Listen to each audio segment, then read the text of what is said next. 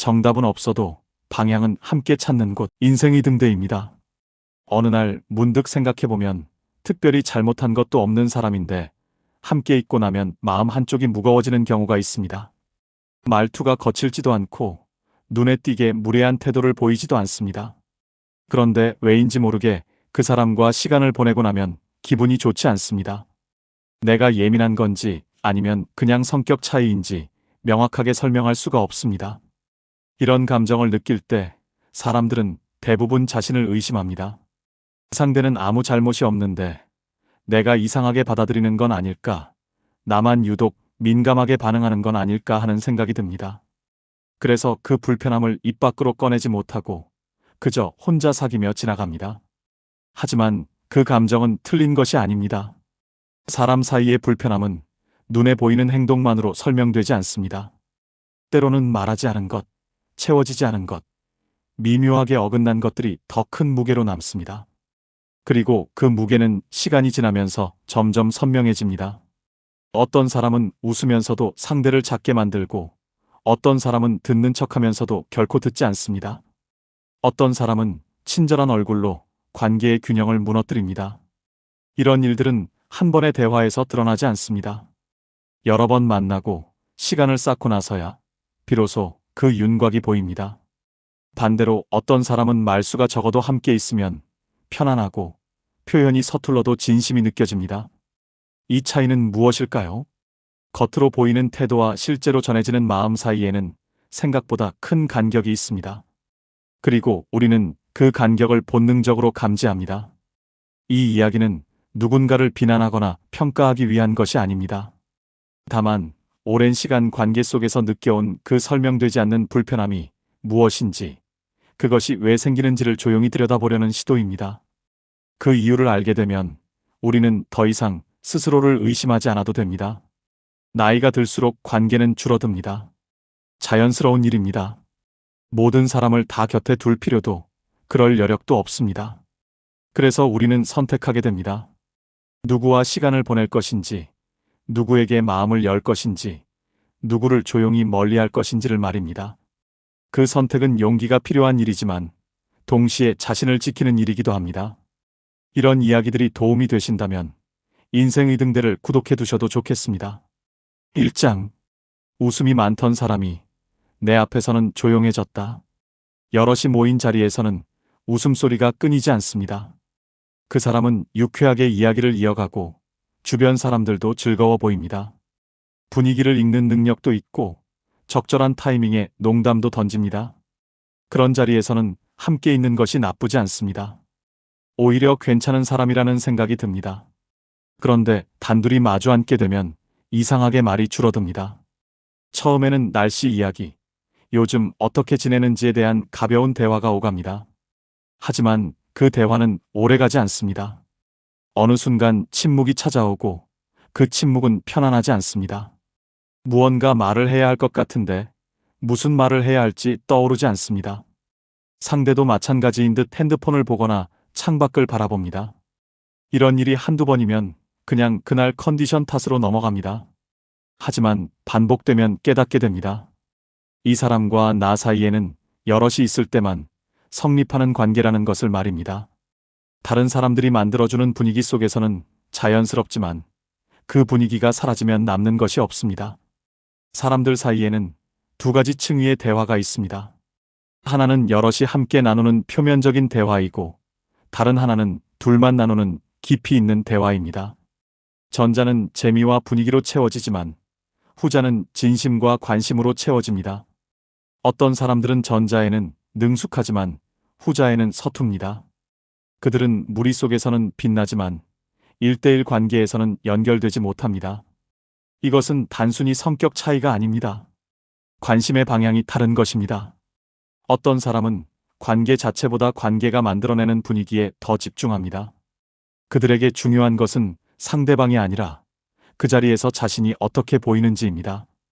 그래서 여럿이 있을 때는 활기차지만 단둘이 있을 때는 에너지가 사라집니다. 관객이 없으면 연기할 이유가 없기 때문입니다. 실제로 사람들이 1대1 대화에서 느끼는 친밀감과 집단 대화에서 느끼는 친밀감은 질이 다릅니다. 여럿이 모인 자리에서는 대화의 주도권이 계속 옮겨다니고 각자가 짧은 순간에 자신의 이야기를 꺼냅니다. 이런 구조에서는 깊이보다는 속도가 중요합니다. 반면 단둘이 나누는 대화는 속도가 느려도 괜찮습니다. 오히려 침묵이 자연스럽고 그 침묵 속에서 상대방의 표정이나 작은 변화를 느낄 수 있습니다. 그런데 어떤 사람들은 이 느린 시간을 견디지 못합니다. 그들은 끊임없이 무언가 말해야 하고 분위기를 채워야 한다고 생각합니다. 하지만 정작 그 말 속에는 자신의 이야기만 있습니다. 상대방이 무슨 생각을 하는지, 요즘 어떤 마음인지에 대한 질문은 없습니다. 대화는 오가지만 교감은 일어나지 않습니다.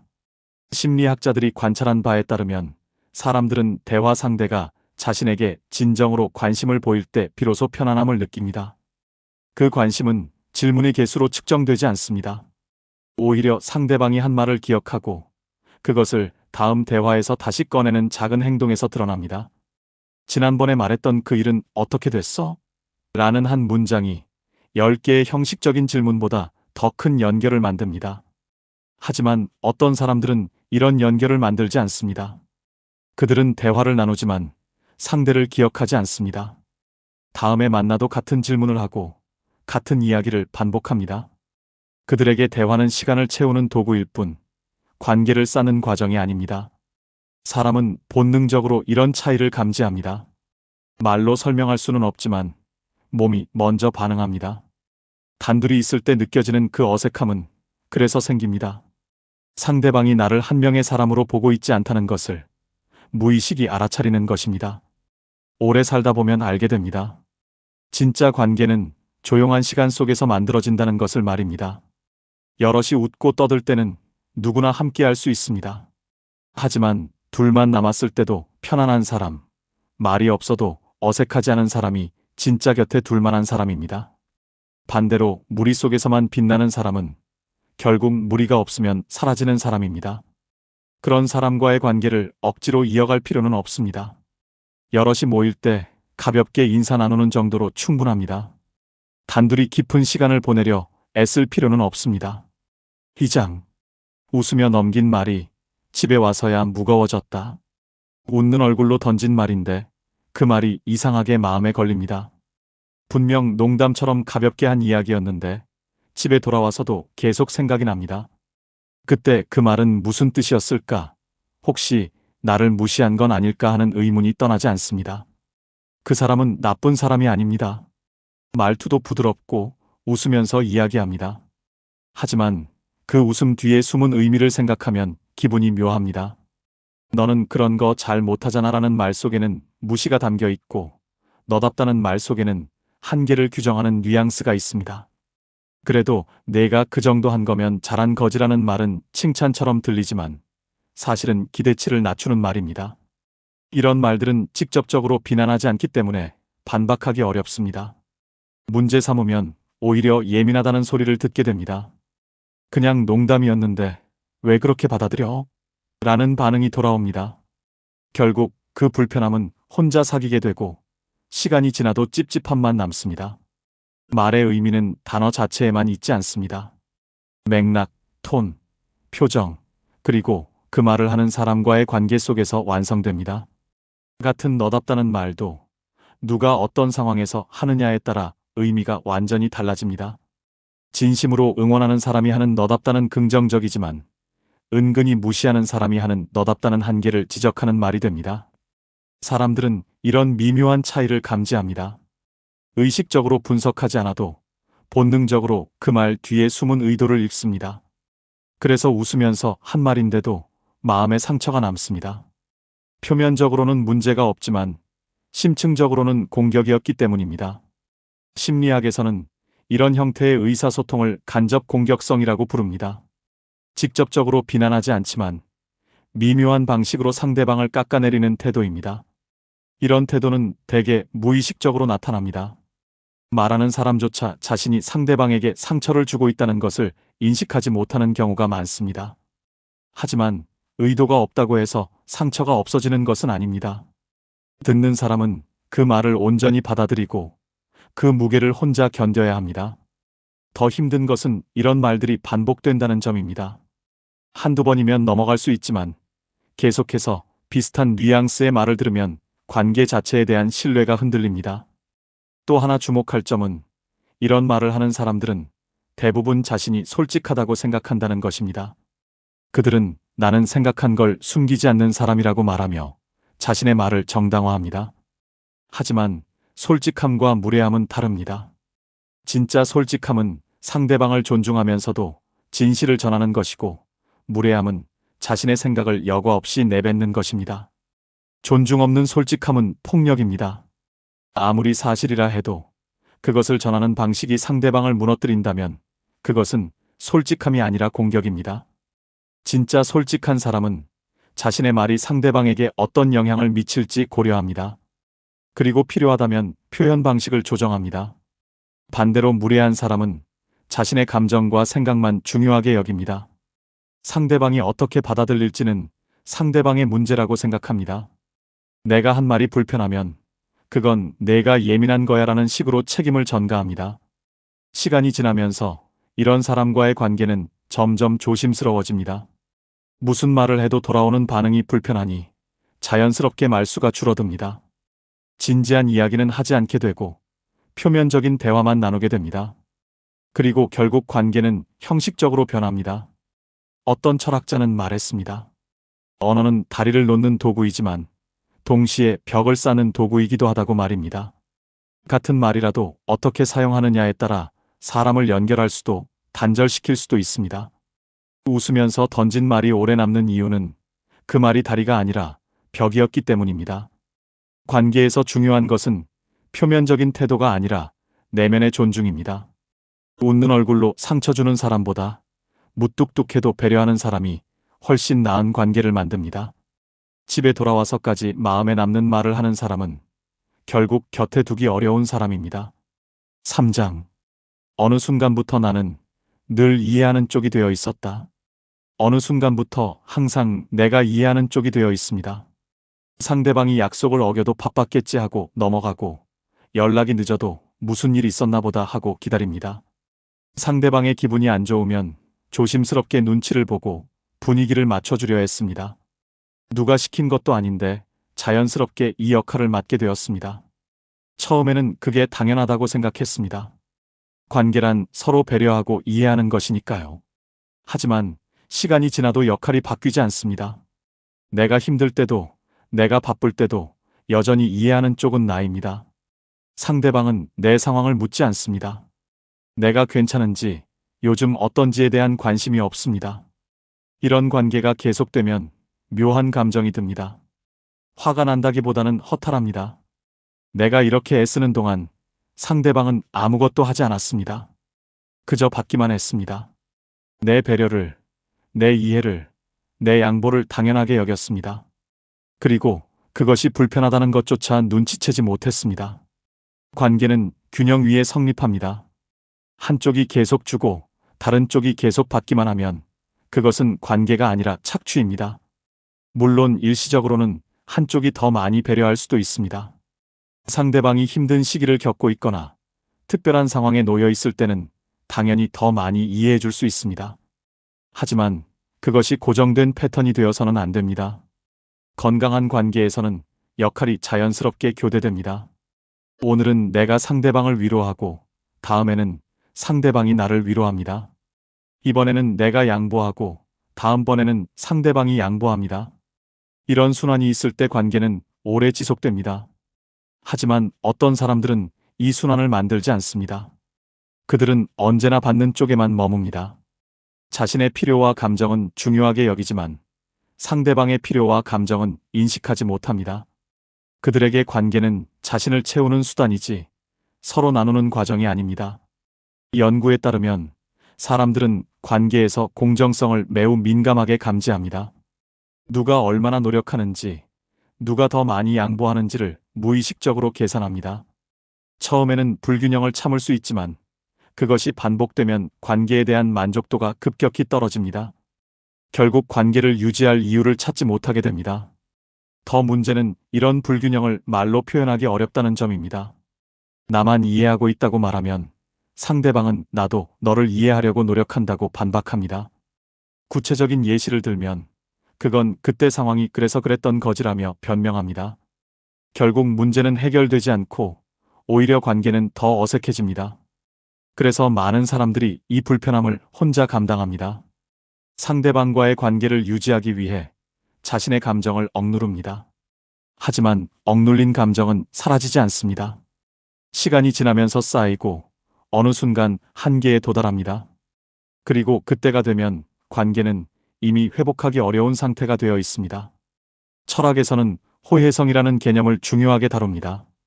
서로 주고받는 것이 관계의 본질이라는 생각입니다. 한쪽만 주는 관계는 결국 무너질 수밖에 없습니다. 주는 사람은 지치고 받는 사람은 당연하게 여기게 되기 때문입니다. 나이가 들면서 깨닫게 됩니다. 내가 모든 것을 이해해 줄 필요는 없다는 것을 말입니다. 상대방도 나를 이해해야 하고 나도 배려받을 권리가 있습니다. 일방적으로 양보하는 관계는 관계가 아닙니다. 그것은 그저 습관이거나 의무감일 뿐입니다. 진짜 관계는 서로가 서로를 생각하는 것입니다. 내가 힘들 때 상대방이 알아차려주고 상대방이 힘들 때 내가 알아차려주는 것입니다. 이것이 없으면 아무리 오래 만났어도 그 관계는 공허합니다. 그리고 그런 관계는 언제든 놓아도 괜찮습니다. 4장. 내 말을 참 잘 들어주는 사람이라 생각했는데 어떤 사람은 이야기를 참 잘 들어줍니다. 고개를 끄덕이고 눈을 마주치며 중간중간 맞장구도 칩니다. 그랬구나. 힘들었겠다. 이해한다는 말도 적절하게 나옵니다. 대화를 나누는 동안에는 마음이 한결 가벼워지는 것 같습니다. 이 사람은 내 이야기를 진심으로 들어주고 있다는 느낌이 듭니다. 그런데 시간이 지나도 아무것도 달라지지 않습니다. 같은 문제로 또 이야기를 꺼내면 그 사람은 또다시 고개를 끄덕이고 공감해 줍니다. 하지만 그뿐입니다. 변화는 없습니다. 약속도 없고 제안도 없고 함께 해결해 보려는 움직임도 없습니다. 그저 들어주는 역할만 반복됩니다. 처음에는 그것만으로도 고마웠습니다. 누군가 내 말을 들어준다는 것 자체가 위로가 되니까요.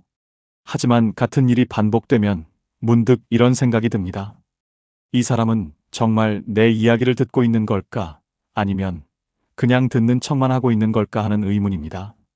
듣는다는 것은 단순히 소리를 받아들이는 행위가 아닙니다. 상대방의 말 속에 담긴 감정을 이해하고 그 상황을 함께 고민하는 과정입니다. 진짜로 듣는 사람은 대화가 끝난 뒤에도 그 이야기를 기억합니다. 며칠 후 다시 만났을 때 그 일은 좀 나아졌어? 라고 물어봅니다. 혹은 비슷한 상황에 처했을 때 너 전에 이런 얘기 했었잖아 라며 조언을 구합니다. 하지만 어떤 사람들은 대화가 끝나는 순간 그 내용을 잊어버립니다. 그들에게 듣기는 하나의 사회적 기술일 뿐입니다. 상대방이 말하는 동안 적절하게 반응하고 공감하는 표정을 지으면 되는 것입니다. 실제로 마음속에 그 이야기를 담아두지는 않습니다. 사람의 뇌는 관심 있는 것만 기억하도록 설계되어 있습니다. 아무리 집중해서 듣는 것처럼 보여도 진심으로 관심이 없으면 그 내용은 장기 기억으로 넘어가지 않습니다. 반대로 진짜 관심을 가진 사람은 특별히 애쓰지 않아도 상대방이 한 말을 기억합니다. 그것이 자연스럽게 마음에 남기 때문입니다. 또 하나 중요한 것은 반응의 질입니다. 고개를 끄덕이는 것과 진심으로 공감하는 것은 다릅니다. 어떤 사람은 상대방이 힘든 이야기를 할 때 힘들겠다라고 말하지만 그 말 뒤에 아무것도 없습니다. 질문도 없고 제안도 없고 함께 해결 방법을 찾아보려는 시도도 없습니다. 그저 형식적인 위로만 있을 뿐입니다. 진짜 공감은 상대방의 감정에 함께 머무는 것입니다. 어떻게 하면 좋을까? 내가 도울 수 있는 게 있을까? 이런 방법은 어때라는 질문이 자연스럽게 이어집니다. 혹은 당장 해결책이 없더라도 정말 힘들겠다. 그래도 내가 잘 견디고 있는 게 대단해 보인다는 식으로 상대방의 상황을 구체적으로 인정해 줍니다. 하지만 형식적으로 듣는 사람은 이런 단계로 넘어가지 않습니다. 그들은 대화를 일정 시간 유지하는 것으로 자신의 역할을 다했다고 생각합니다. 상대방이 위로받았는지 실제로 도움이 되었는지는 중요하지 않습니다. 자신이 착한 사람처럼 보이는 것으로 충분합니다. 시간이 지나면서 이런 관계는 점점 공허해집니다. 말은 많이 나누지만 마음은 통하지 않습니다. 같은 이야기를 반복해서 꺼내게 되고 그때마다 같은 반응만 돌아옵니다. 결국 깨닫게 됩니다. 이 사람은 내 이야기를 듣고 있지 않다는 것을, 그저 듣는 신용만 하고 있다는 것을 말입니다. 이런 깨달음이 올 때 사람들은 대부분 자신을 탓합니다. 내가 너무 많은 것을 기대한 건 아닐까, 듣기만 해줘도 감사해야 하는 건 아닐까 하는 생각이 듭니다. 하지만 그것은 잘못된 생각입니다. 관계에서 진심을 기대하는 것은 당연한 일입니다. 형식만 있고 내용이 없는 대화는 결국 빈 그릇과 같습니다. 철학자들은 오래전부터 말했습니다. 진정한 대화는 서로의 존재를 확인하는 행위라고 말입니다. 내가 말할 때 상대방이 듣고 상대방이 말할 때 내가 듣는 이 순환 속에서 우리는 서로가 존재한다는 것을 확인합니다. 하지만 한쪽이 진심으로 듣지 않으면 이 순환은 깨집니다. 그리고 말하는 사람은 공허함을 느낍니다. 듣는 척만 하는 사람은 결국 곁에 두기 어렵습니다. 그들과의 대화는 에너지를 소모할 뿐 아무것도 돌려주지 않습니다. 진짜 들어주는 사람은 따로 있습니다. 말수가 적어도, 표현이 서툴러도 진심으로 관심을 가진 사람은 금방 알아볼 수 있습니다. 그런 사람과의 대화는 힘이 됩니다. 5장. 미안하다는 말은 빠른데 자리는 늘 같을 때. 결혼한 지 30년이 넘은 한 부부의 이야기입니다. 이제는 서로의 숨소리만 들어도 컨디션을 알 수 있는 사이입니다. 젊을 때처럼 크게 다투는 일도 거의 없습니다. 웬만한 일은 말없이 넘어갑니다. 다툼보다 피로가 먼저 오는 나이가 되었기 때문입니다. 남편은 늘 말이 빠른 사람이었습니다. 무언가 잘못됐다고 느끼면 먼저 입을 엽니다. 내가 미안해. 그 말에는 군더더기가 없고 변명도 없습니다. 그래서 아내는 그 말을 믿어왔습니다. 30년 동안 그렇게 살아왔습니다. 처음에는 사소한 일이었습니다. 약속 시간에 조금 늦는 일, 전화 한 통을 깜빡하는 일, 가족 모임에서 중요한 말을 놓치는 일들입니다. 그럴 때마다 남편은 같은 말을 했습니다. 내가 잘못했어. 미안해. 아내는 그 말을 들으며 생각했습니다. 이 나이에 사람이 얼마나 달라지겠나? 일부러 그런 것도 아니고 미안해하는데 굳이 더 말할 필요가 있을까? 그래서 늘 이렇게 마무리했습니다. 됐어. 그럴 수도 있지. 문제는 시간이 흘러도 아무것도 바뀌지 않았다는 점입니다. 늦는 일은 계속됐고 연락은 여전히 빠졌으며 중요한 순간마다 남편은 늘 한 박자 늦었습니다. 그리고 그때마다 같은 사과가 반복되었습니다. 어느 날 아내는 문득 깨닫습니다. 이 사과는 반성의 시작이 아니라 그저 상황을 끝내는 말이라는 것을 말입니다. 사과는 늘 진심처럼 들렸습니다. 표정도 말투도 거짓은 아니었습니다. 하지만 사과 뒤에 따라오는 행동은 늘 이전과 똑같았습니다. 아내는 그제야 알게 됩니다. 이 사람에게 사과는 변화를 위한 약속이 아니라 관계를 유지하기 위한 최소한의 의식이었다는 것을 말입니다. 긴 결혼 생활에서 이런 일은 자주 벌어집니다. 특히 50대, 60대 부부에게는 더 그렇습니다. 이제 서로를 너무 잘 알기 때문에 굳이 갈등을 키우고 싶지 않습니다. 그래서 사과가 나오면 그걸로 정리하려 합니다. 하지만 쌓이지 않는 사과는 없습니다. 사과는 말로만 완성되지 않습니다. 진짜 사과는 삶의 태도가 달라질 때 완성됩니다. 같은 실수를 반복하지 않으려는 노력, 상대가 무엇을 힘들어하는지 기억하는 태도, 그 불편함을 감수하는 선택이 따라와야 합니다. 어떤 사람들은 사과를 하면 자신의 책임이 끝났다고 생각합니다. 특히 오래 함께 산 부부일수록 그렇습니다. 그래도 가족인데 이 나이에 뭘 더 바라냐라는 말로 모든 것을 덮어버립니다. 하지만 책임은 용서받는 순간 끝나는 것이 아니라 그때부터 시작됩니다. 아내는 점점 말이 줄어들었습니다. 예전 같으면 서운하다고 말했을 일을 이제는 속으로 삼켰습니다. 말해도 바뀌지 않는다는 걸 너무 오래 경험했기 때문입니다. 그리고 이 침묵이 사과보다 훨씬 무서운 신호라는 사실을 남편은 알지 못했습니다. 관계는 한순간에 무너지지 않습니다. 작은 실망이 쌓이고 기대가 줄어들고 마음이 조금씩 다칩니다. 사과는 계속되지만 그 사과를 받아들이는 마음은 점점 사라집니다. 어느 날 남편이 또 사과했을 때 아내는 고개를 끄덕였을 뿐 아무 말도 하지 않았습니다. 그 순간 남편은 처음으로 이상함을 느꼈습니다. 사과했는데도 관계가 회복되지 않는 느낌을 말입니다. 그때가 되어서야 이미 많은 것이 지나갔다는 사실을 알게 됩니다. 너무 많은 사과가 있었고 너무 적은 변화가 있었습니다. 오래된 부부 사이에서 사과가 더 이상 힘을 갖지 못할 때 그것은 분노 때문이 아니라 기대가 사라졌기 때문입니다. 그리고 기대가 사라진 관계는 천천히 그러나 확실하게 멀어집니다. 이 나이가 되면 깨닫게 됩니다. 말보다 중요한 것은 태도라는 것을 말입니다. 사과는 빠를 수 있습니다.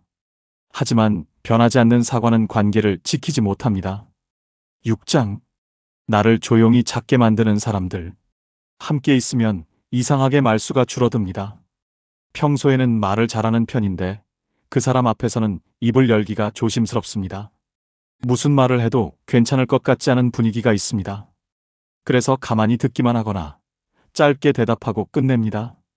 시간이 지나면 더 이상한 느낌이 듭니다. 내가 작아지는 것 같은 기분입니다.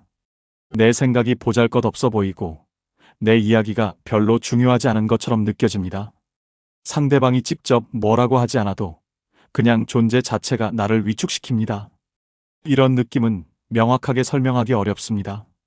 상대방이 나를 무시했다고 말할 수도 없고 기분 나쁘게 대했다고 할 수도 없습니다. 그저 함께 있으면 편하지 않을 뿐입니다. 내가 나답게 있을 수 없는 느낌, 계속 뭔가를 조심해야 하는 느낌이 듭니다. 이런 관계는 대개 미묘한 권력 불균형에서 비롯됩니다. 한쪽이 다른 쪽보다 우위에 있다고 느끼고 그것이 대화와 분위기에 영향을 미칩니다. 이 우위는 명확한 것일 수도 있고 애매한 것일 수도 있습니다. 학력, 경력, 경제력, 사회적 지위 같은 것일 수도 있고 그냥 말투나 태도에서 느껴지는 어떤 것일 수도 있습니다. 문제는 이 우위를 내세우는 방식입니다. 어떤 사람들은 자신이 더 많이 안다는 것을 은근히 드러냅니다. 상대방이 말하면 그건 좀 다른데라며 정정하거나 그것보다 이게 더 중요한데라며 화제를 바꿉니다. 직접적으로 틀렸다고 말하지는 않지만 상대방의 말을 가볍게 여기는 뉘앙스를 풍깁니다. 또 어떤 사람들은 자신의 경험담을 지나치게 많이 이야기합니다. 상대방이 뭔가 말하면 나도 그런 적 있는데라며 자기 이야기로 넘어갑니다. 그리고 그 이야기는 대부분 더 극적이거나 더 중요하거나 더 인상적입니다. 결과적으로 상대방의 경험은 작아 보이게 됩니다. 이런 패턴이 반복되면 자연스럽게 말수가 줄어듭니다. 어차피 말해도 내 이야기는 중요하게 다뤄지지 않을 것 같고 오히려 비교당하거나 가벼워질 것 같습니다. 그래서 듣는 쪽으로만 머무르게 됩니다. 그리고 그 역할이 고착되면 관계에서 내 존재감도 점점 희미해집니다. 심리학적으로 보면 이런 현상은 자기 가치의 위협에 대한 반응입니다. 사람은 자신의 가치가 존중받지 못한다고 느끼면 본능적으로 움츠러듭니다. 더 이상 자신을 드러내지 않으려 하고 안전한 범위 안에서만 행동하려고 합니다. 이것은 일종의 보호 기제입니다. 하지만 이런 보호 기제가 계속 작동하는 관계는 건강하지 않습니다. 진짜 관계에서는 서로가 편안하게 자신을 드러낼 수 있어야 합니다. 내 생각을 말해도 괜찮고 내 경험을 나눠도 존중받는다는 느낌이 있어야 합니다. 그런 안전함이 없으면 관계는 표면적으로만 유지될 뿐 깊어질 수 없습니다. 또 하나 주목할 점은 이런 관계에서 작아지는 사람은 대부분 자신을 탓한다는 것입니다. 내가 말을 재미없게 하나 봐. 내가 아는 게 별로 없나 봐라고 생각합니다. 하지만 그것은 사실이 아닙니다. 문제는 상대방이 공간을 혼자 차지하고 있기 때문입니다. 건강한 관계는 서로에게 공간을 내어줍니다. 한 사람이 말할 때 다른 사람은 진심으로 듣고 그 말에 의미를 부여합니다. 반대로 다른 사람이 말할 때도 마찬가지입니다. 이렇게 공간이 번갈아 오갈 때 두 사람 모두 자신의 존재를 확인할 수 있습니다. 하지만 어떤 사람들은 이 공간을 나누지 않습니다. 그들은 대화의 중심이 항상 자신이어야 한다고 생각합니다. 그리고 그것이 자연스럽다고 여깁니다. 상대방이 위축되고 있다는 것조차 인식하지 못합니다. 오래 살면서 배우는 것 중 하나는 나를 작게 만드는 관계는 피해야 한다는 것입니다. 함께 있어서 나 자신이 당당하지 못하다면 그 관계는 나에게 좋지 않습니다. 아무리 상대방이 훌륭해 보여도 나를 위축시키는 관계는 건강하지 않습니다. 진짜 좋은 관계는 서로를 크게 만드는 관계입니다. 함께 있을 때 더 당당해지고, 더 자신감이 생기고, 더 나다워지는 관계입니다. 그런 관계를 만나는 것이 쉽지 않다는 것을 알지만, 적어도 나를 작게 만드는 관계는 놓아줄 수 있어야 합니다. 7장. 솔직함 앞에서 드러나는 관계의 한계. 조심스럽게 불편함을 꺼냈습니다. 큰 문제는 아니지만 그래도 말하지 않으면 계속 마음에 남을 것 같아서였습니다. 최대한 부드럽게 상대방을 비난하지 않는 방식으로 이야기했습니다. 이런 부분이 조금 불편했어. 다음에는 이렇게 해줄 수 있을까라는 식으로 조심스럽게 전했습니다. 그 순간 상대방은 이해한다는 듯 고개를 끄덕였습니다. 그랬구나. 미안해라는 말도 나왔습니다. 대화는 무난하게 끝났고 관계가 더 좋아질 것 같은 기대도 생겼습니다. 솔직하게 이야기할 수 있는 사이가 되었다는 안도감도 들었습니다. 그런데 그 이후로 연락이 뜸해졌습니다. 전처럼 자주 연락하지 않고 만나자는 제안도 줄어들었습니다. 처음에는 바빠서 그런가 보다 했지만 시간이 지나도 달라지지 않았습니다. 조심스럽게 연락해도 반응이 예전 같지 않았습니다. 결국 관계는 서서히 멀어졌습니다. 이런 경험은 많은 사람들을 혼란스럽게 만듭니다. 불편함을 말하는 것은 관계를 더 좋게 만들기 위한 시도였는데 오히려 관계가 끝나는 결과를 가져왔기 때문입니다. 그래서 다음부터는 불편해도 참게 됩니다. 말하면 잃을까봐 두려워집니다. 하지만 이것은 잘못된 학습입니다. 건강한 관계에서는 불편함을 말할 수 있어야 합니다. 완벽한 사람은 없고 완벽한 관계도 없습니다. 살다 보면 서로 실수하고 오해하고 불편함을 주게 됩니다. 중요한 것은 그것을 어떻게 해결하느냐입니다. 진짜 관계는 불편함을 말해도 무너지지 않습니다. 오히려 그 과정을 통해 더 단단해집니다. 상대방의 말을 듣고 자신의 행동을 돌아보고 필요하면 고칩니다. 그리고 다음에는 더 조심합니다. 이런 과정이 반복되면서 관계는 성숙해집니다. 반면 어떤 사람들은 불편함을 지적받는 것 자체를 견디지 못합니다. 그들은 자신이 잘못했다는 말을 비난으로 받아들입니다. 아무리 부드럽게 말해도 자신이 공격받았다고 느낍니다. 그리고 그 불편함을 해결하는 대신 상대방과 거리를 둡니다. 이런 반응은 대개 자아가 약한 데서 비롯됩니다. 자신의 실수나 부족함을 인정하는 것이 두렵고 그것이 자신의 가치를 떨어뜨린다고 생각합니다. 그래서 문제를 직시하는 대신 회피합니다. 관계를 개선하기보다는 그냥 끊어버리는 것이 더 쉽다고 느낍니다. 또 다른 경우는 피드백을 받아들이는 능력 자체가 부족한 사람들입니다. 그들은 자신의 행동이 다른 사람에게 어떤 영향을 미치는지 상상하지 못합니다. 그래서 누군가 불편함을 말하면 그것을 과장이나 예민함으로 치부합니다. 그 정도 가지고 뭘 그래라고 생각하며 상대방이 문제라고 결론 내립니다. 이런 사람들과의 관계는 결국 일방적이 됩니다. 한쪽은 계속 참고 다른 쪽은 계속 모르거나 무시합니다. 그러다가 참던 사람이 한계에 도달해서 말하면 관계는 끝납니다. 개선의 기회를 주는 것이 아니라 이별의 신호가 되어버립니다. 연구에 따르면 관계의 지속 가능성은 갈등을 얼마나 겪느냐가 아니라 갈등을 어떻게 해결하느냐에 달려 있습니다. 갈등이 없는 관계는 존재하지 않습니다. 중요한 것은 그 갈등을 함께 풀어가는 능력입니다. 서로의 의견을 듣고 이해하려 노력하고 타협점을 찾는 과정이 관계를 더 깊게 만듭니다. 하지만 갈등을 회피하는 사람들은 이 과정을 거치지 않습니다. 불편한 대화 자체를 피하려 하고 문제가 생기면 관계를 끝내는 것으로 해결합니다. 그래서 그들의 관계는 오래가지 못합니다. 표면적으로는 평화로워 보이지만 실제로는 깊이가 없습니다. 시간이 지나며 알게 됩니다. 불편함을 말했을 때 멀어지는 사람은 애초에 깊은 관계를 원하지 않았다는 것을 말입니다. 그들은 편할 때만 함께하고 싶어 했고 노력이 필요한 순간에는 떠나고 싶어 했습니다. 그런 사람과의 관계는 잃어도 아쉽지 않습니다. 진짜 관계는 불편함을 함께 견디는 것입니다. 서로의 부족함을 인정하고 그것을 채워가려 노력하는 것입니다. 그 과정이 때로는 힘들지만 그 힘듦을 함께 통과한 관계는 단단합니다. 반대로 조금만 불편해도 멀어지는 관계는 처음부터 단단하지 않았던 것입니다. 8장. 이 기준을 넘지 못한 관계들. 나이가 들수록 관계는 자연스럽게 정리됩니다. 바쁘기도 하고 에너지도 예전 같지 않고 무엇보다 시간이 소중하다는 것을 알게 됩니다. 그래서 선택하게 됩니다. 어떤 사람과 시간을 보낼 것인지, 어떤 관계를 유지할 것인지를 말입니다. 이것은 냉정한 결정이 아니라 자연스러운 흐름입니다. 이 과정에서 자연스럽게 멀어지는 사람들이 있습니다. 특별히 싸운 것도 아니고 큰 문제가 있었던 것도 아닙니다. 그저 더 이상 함께 있을 이유를 찾지 못하게 되는 것입니다.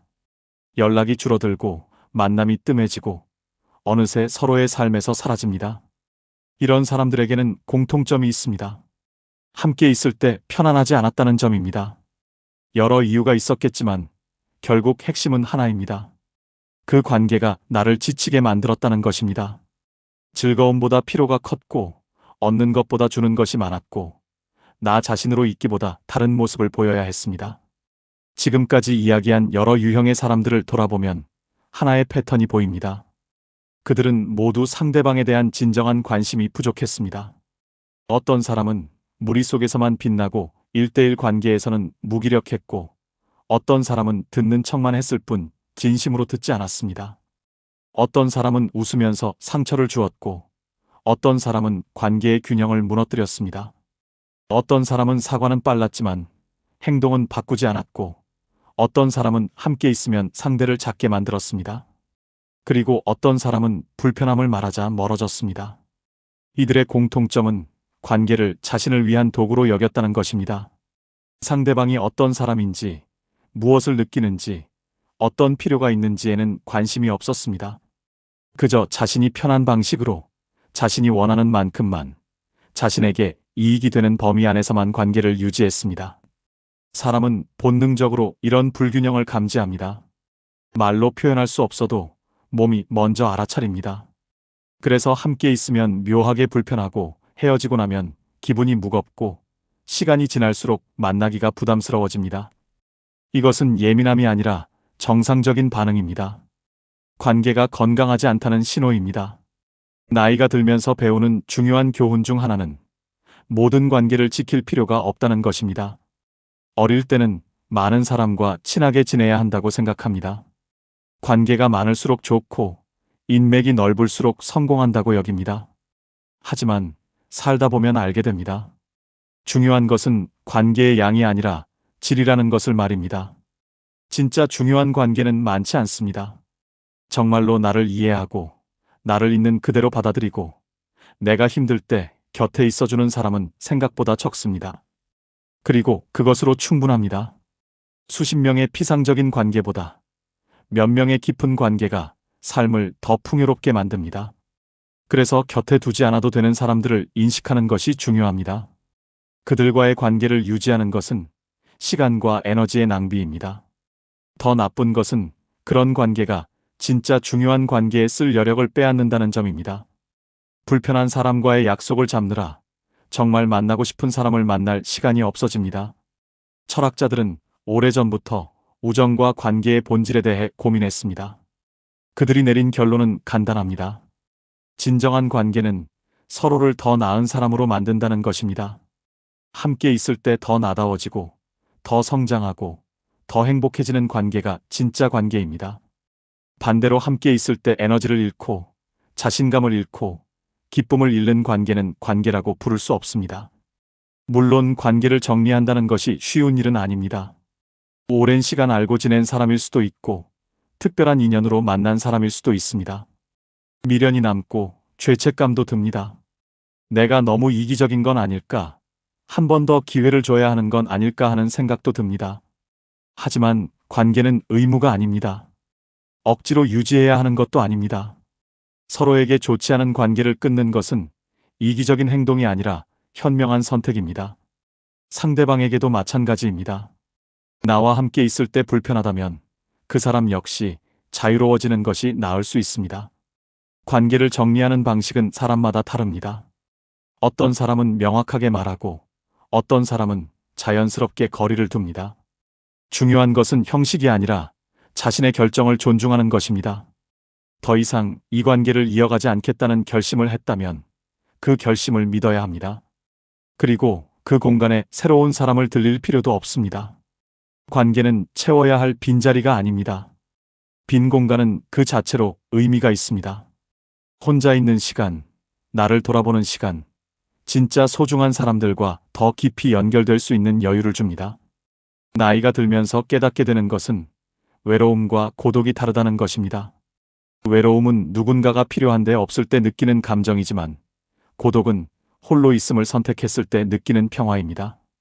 불편한 관계 속에 있을 때 느끼는 외로움보다 홀로 있을 때 느끼는 고독이 훨씬 낫습니다. 결국 중요한 것은 자신을 지키는 것입니다. 다른 사람을 기쁘게 하기 위해, 착한 사람으로 보이기 위해, 외로워 보이지 않기 위해 불편한 관계를 유지할 필요는 없습니다. 나를 지치게 만드는 관계는 놓아도 됩니다. 그것은 포기가 아니라 선택입니다.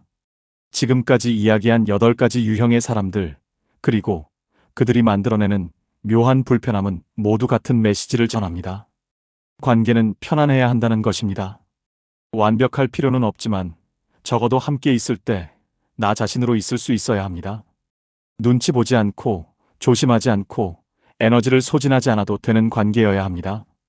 그런 관계를 찾는 것은 어렵지만 그렇지 않은 관계를 거르는 것은 할 수 있습니다. 겉으론 멀쩡한데 같이 있으면 묘하게 기분이 상하는 사람이 있다면 그 감정을 무시하지 마십시오. 그것은 당신의 본능이 보내는 신호입니다. 그리고 그 신호는 대부분 옳습니다. 관계는 삶을 풍요롭게 만들어야 합니다. 기쁨을 주고 힘이 되고 성장을 돕는 것이어야 합니다. 그렇지 않은 관계는 아무리 오래됐어도 아무리 익숙해도 놓아줄 수 있어야 합니다. 그것이 자신을 존중하는 방법이고 진짜 소중한 관계를 지키는 방법입니다. 이제 조용히 돌아보십시오. 내 곁에 있는 사람들이 나에게 어떤 영향을 주는지, 그들과 함께 있을 때 나는 어떤 사람이 되는지를 말입니다. 그리고 필요하다면 용기를 내십시오. 곁에 두지 않아도 되는 사람을 놓아주는 용기를 말입니다. 그 결정은 당신을 더 가볍게, 더 자유롭게, 더 당신답게 만들 것입니다. 긴 시간 함께 해주셔서 감사합니다. 여러분의 삶을 응원하는 인생의 등대였습니다.